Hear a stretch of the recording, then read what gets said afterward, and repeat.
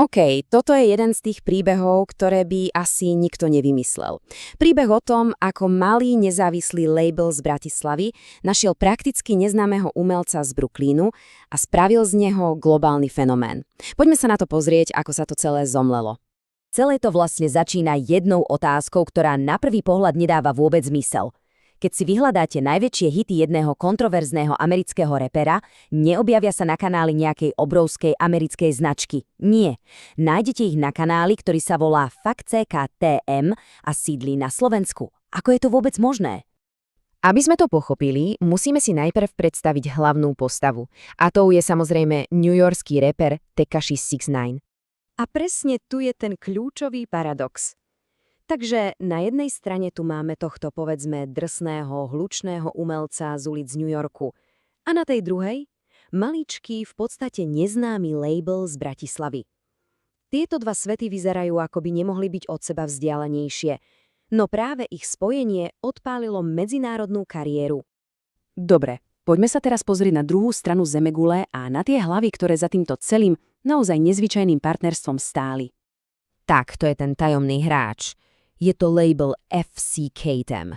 Založil ho muž menom Jakša. A aj keď bol možno vo svete neznámy, na domácom trhu, teda na Slovensku a v Česku, to bol už vtedy veľmi silný hráč s obrovským dosahom. A tu to máme priamo od mozgu celej operácie. Sám Jakša v jednom rozhovore odhalil ich stratégiu.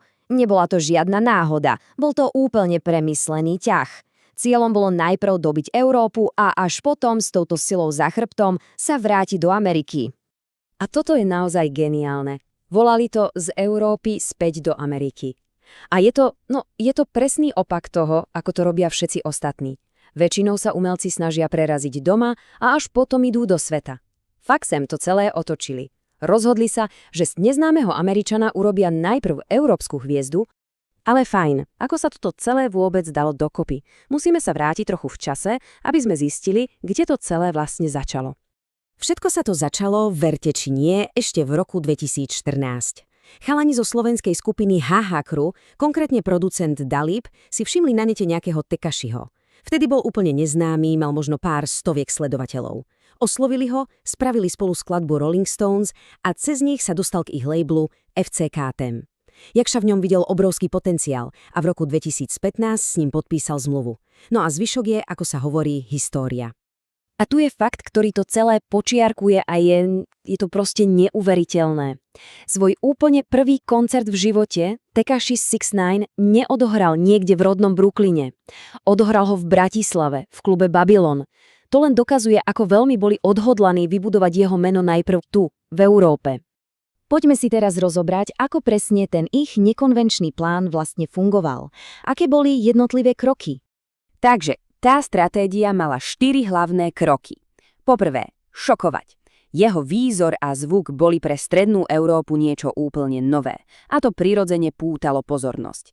Po druhé, vybudovať lojálnu fanúšikovskú základňu. A to práve tu, na malom trhu.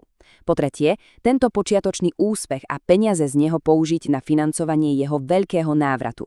A nakoniec, 4. krok, vrátiť ho do Ameriky.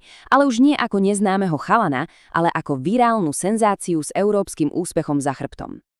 A fungovalo to? No, poďme sa pozrieť na výsledky, pretože tie sú ohromujúce. Kľúčom k celému úspechu bola platforma FCK-TM. Ich YouTube kanál bol v tom čase tretí najväčší na celom Slovensku. Aby bolo jasné, nehovoríme o nejakom malom kanáliku v garáži, mali obrovské publikum a masívny dosah, takže čokoľvek vydali, sa na lokálnom trhu okamžite stalo virálom. A tie čísla, tie hovoria za všetko. Jeho prvé veľké hity, ako Gumov so 464 miliónmi videní a Poles 146,9 s 213 miliónmi, to proste explodovalo priamo na ich kanály. Toto nie sú len nejaké lokálne úspechy, toto sú čísla globálnych virálnych hitov, ktoré sa zrodili na slovenskej platforme. A presne toto ukazuje, že to nebola žiadna náhoda. Bola to proste výsledok jednej neuveriteľne dobre premyslenej, aj keď možno úplne bláznivej stratégie. V digitálnej dobe už naozaj nezáleží na tom, odkiaľ ste. Dobre, tak čo si z tohto celého môžeme zobrať? Čo nám tento príbeh hovorí o dnešnej hudbe? Ukazuje nám to hneď niekoľko vecí. Napríklad to, že talent sa dá nájsť naozaj kdekoľvek, nielen vo veľkých hudobných metropolách. Tiež to, že začať kariéru v zahraničí môže byť prekvapivo silná stratégia. Ale to najdôležitejšie je, že internet naozaj zrovnal hracie pole a umožnil aj malým hráčom z malých krajín konkurovať tým najväčším na svete. A to nás všetko privádza k takej poslednej myšlienke. Keď môže reper z Brooklynu preraziť vďaka labelu z Bratislavy, čo to vlastne znamená pochádzať od niekiaľ?